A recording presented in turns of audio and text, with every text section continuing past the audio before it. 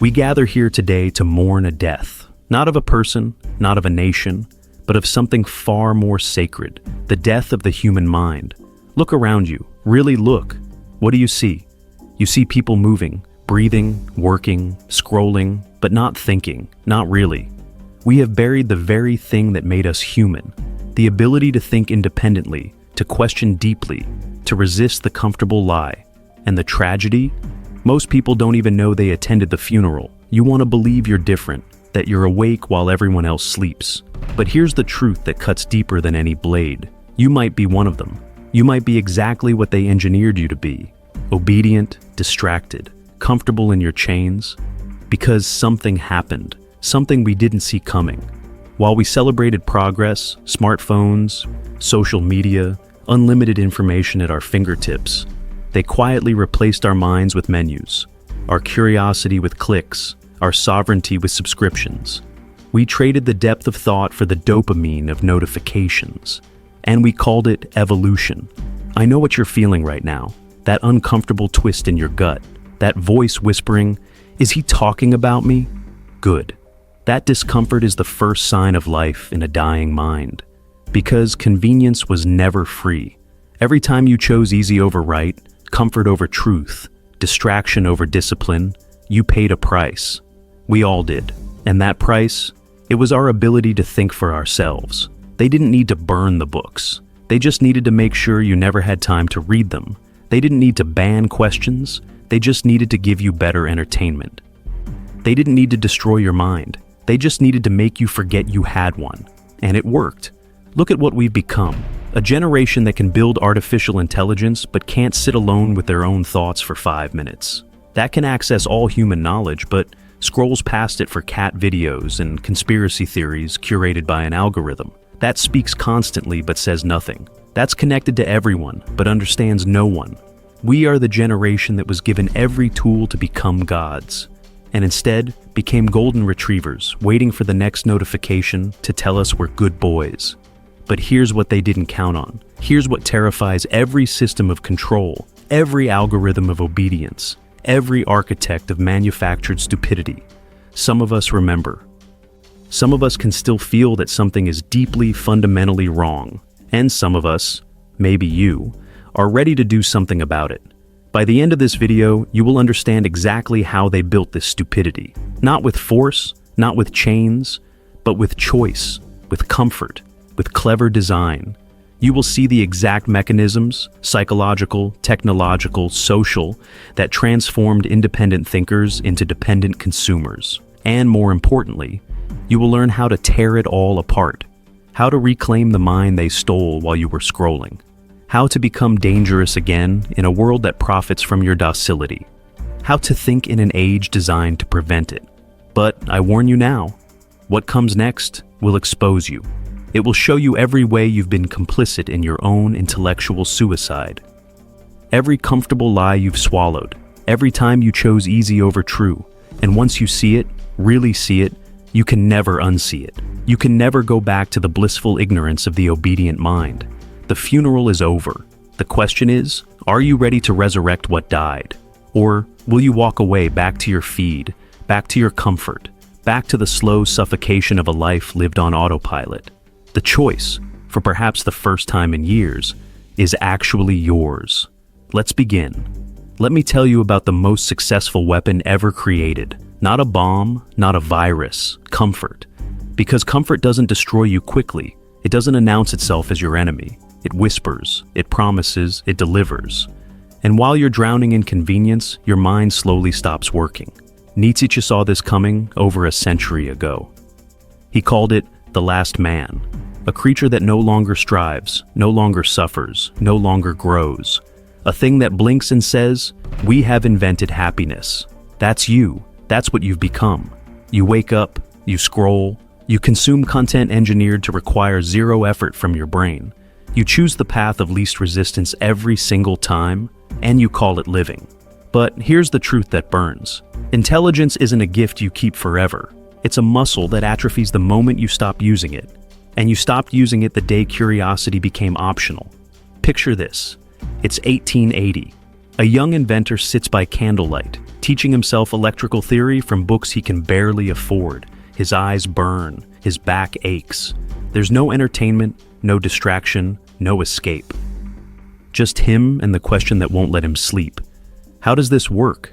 That discomfort, that struggle, that was the forge where minds were made. Now, picture yourself. 6 hours, every single day, scrolling, dopamine spike, dopamine spike, dopamine spike.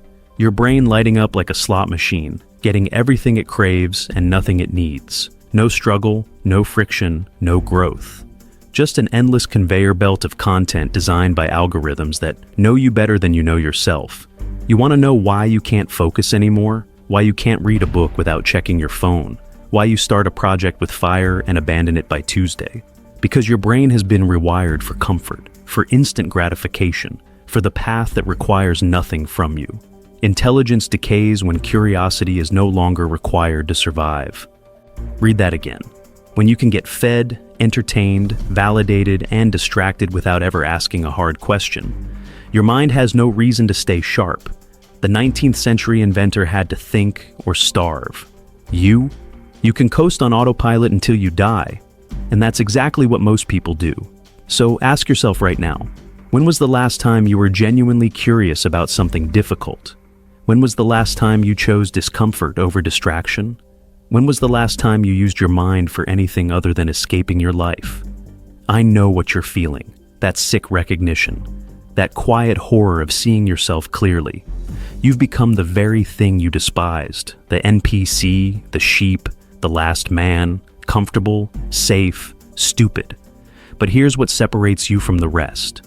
You're still here, still listening, still capable of feeling that disgust. And that means something in you isn't dead yet. The question is, what are you going to do about it?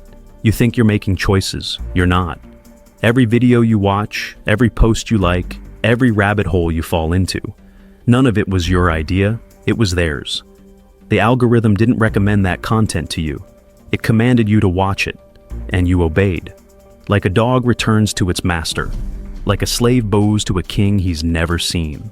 Machiavelli understood something that most people still don't.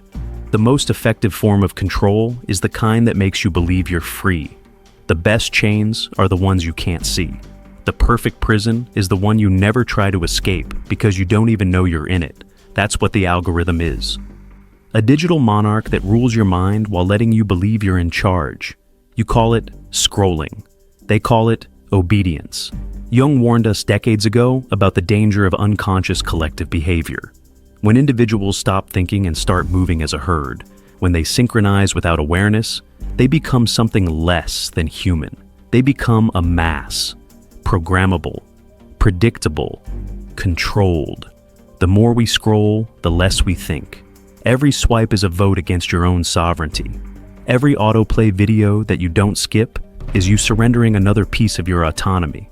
Look at what TikTok has done. It doesn't give you what you want. It tells you what you want and makes you grateful for it. It reduces your attention span from minutes to seconds, and you call it entertainment. YouTube isn't a platform.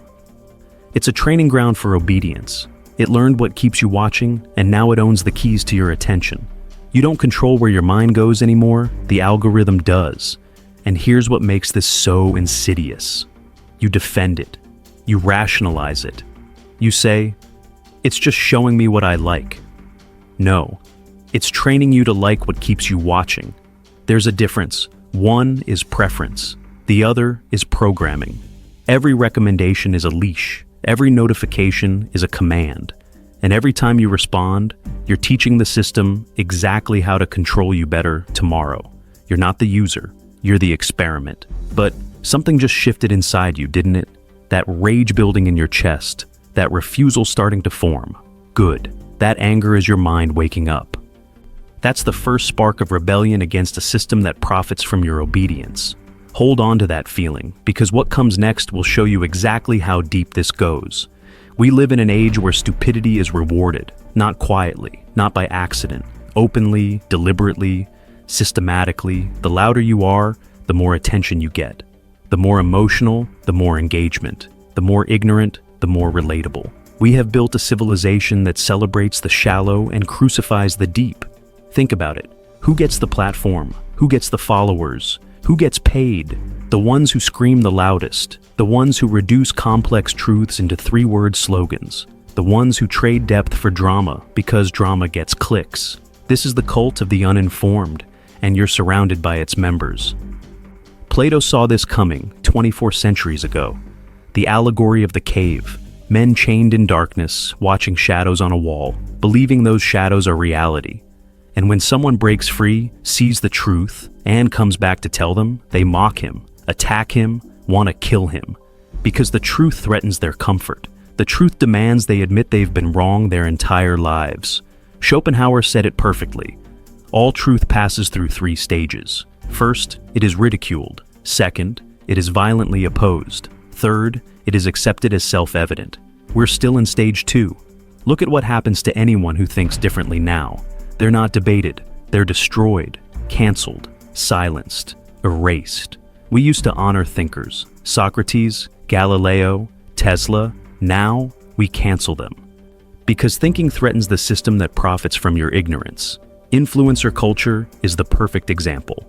20 million followers for someone who cries on camera about nothing.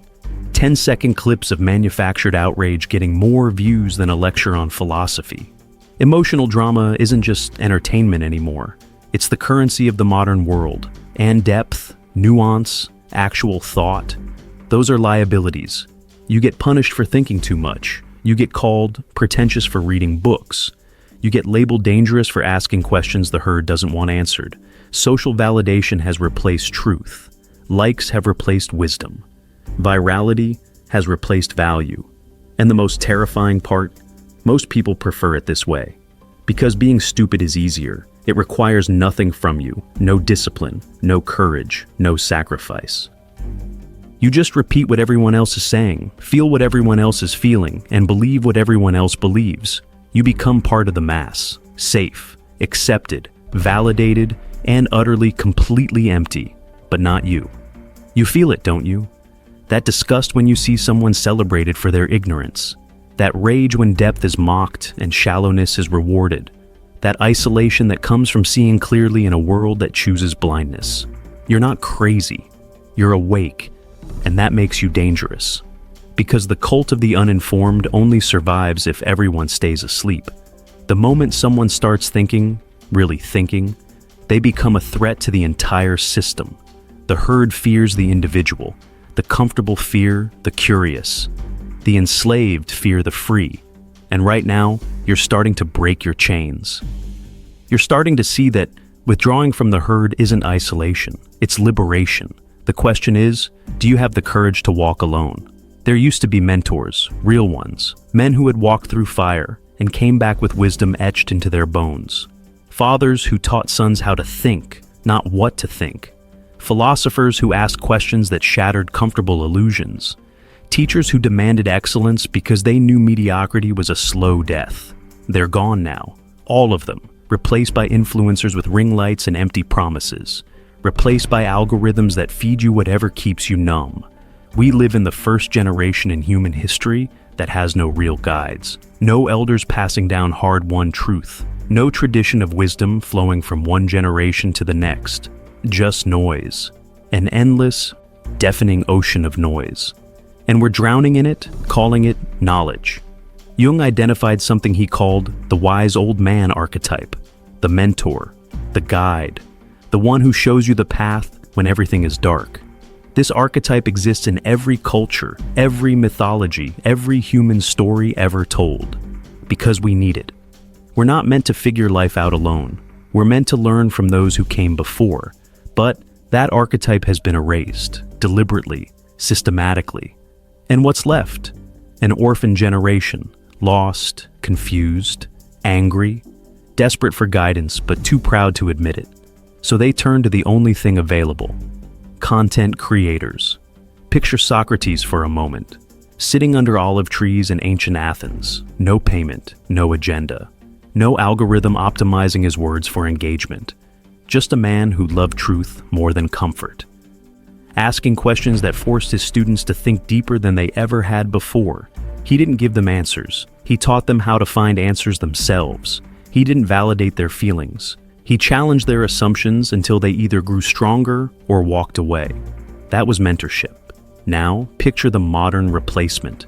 A 22-year-old with good lighting telling you that you're perfect exactly as you are, that you don't need to change, just accept yourself. That growth is toxic and discipline is trauma, selling you instant validation packaged as wisdom. 10-minute videos promising transformation with zero sacrifice. This isn't mentorship. This is sedation. They're not guiding you towards strength. They're keeping you weak because weak people consume more content. Dependent people keep coming back. And the algorithm rewards them for it. You want to know why you feel lost? Why nothing feels meaningful anymore? Why you can scroll for hours and still feel empty? Because you're searching for a mentor in a place designed to make sure you never find one. You're trying to inherit wisdom from a system built to sell you noise. And deep down, you know it. You feel the absence. That void where a father's guidance should have been. Where a teacher's challenge should have pushed you. Where a philosopher's questions should have sharpened your mind. You're starving for real mentorship in a world that offers only empty calories. But here's what they don't want you to realize. The mentor you're looking for doesn't exist out there anymore. Not in the way you need. The only way forward is to become him yourself. To stop waiting for someone to show you the path and start carving it yourself. To study the old philosophers not for comfort, but for combat. To learn from history's giants not through social media quotes, but through their actual works. To become the guide you never had. Because this generation doesn't just need to find mentors, it needs to create them. And if you're still listening, still feeling that hunger for something real, you might be one of the few capable of doing it. The question is, will you? Or will you go back to scrolling, hoping someone else will save you? This isn't an accident. It's not a byproduct of progress or an unfortunate side effect of technology. This is design, deliberate, calculated, profitable. There is an industry built around keeping you intelligent enough to work, but too distracted to question. Smart enough to produce, stupid enough to obey. And it starts the moment you enter the system. School. You call it education. They call it obedience training. Sit in rows. Don't speak unless spoken to. Memorize what we tell you. Regurgitate it on command. Curiosity, punished. Creativity, suppressed. Independent thought, labeled as disruption. The system doesn't want thinkers. It wants workers. Compliant, predictable, replaceable. You're not being educated. You're being domesticated. And by the time you graduate, you've been conditioned to never question the cage. Then comes the media, the perfect tool for mass hypnosis. Jung warned about this. When an entire population consumes the same narratives, watches the same screens, absorbs the same messages, they stop being individuals. They become a collective unconscious, moving in sync. Thinking in patterns, reacting on command. You think you're informed. You're not. You're programmed. Every news cycle, every trending topic, every controversy designed to outrage you. It's all engineered to keep your attention exactly where they want it, on everything except the truth. Aldous Huxley saw this coming in Brave New World. He didn't predict a future where people are oppressed by force. He predicted a future where people are oppressed by pleasure, where they love their servitude, where entertainment becomes the tool of control, and he was right. You don't need secret police when you have Netflix. You don't need censorship when you have distraction. You don't need chains when people willingly choose their cages, because the cage is comfortable. Then comes consumerism. The final piece. Buy this. Consume that. You deserve it. Happiness is just one purchase away. Fulfillment is a product. Identity is a brand. And you never stop to ask why you're always chasing but never satisfied. Because the system needs you empty. It needs you wanting. It needs you believing that the answer is always external, always just out of reach, always requiring another transaction. A fulfilled person doesn't consume. A strong person doesn't comply. A thinking person doesn't obey.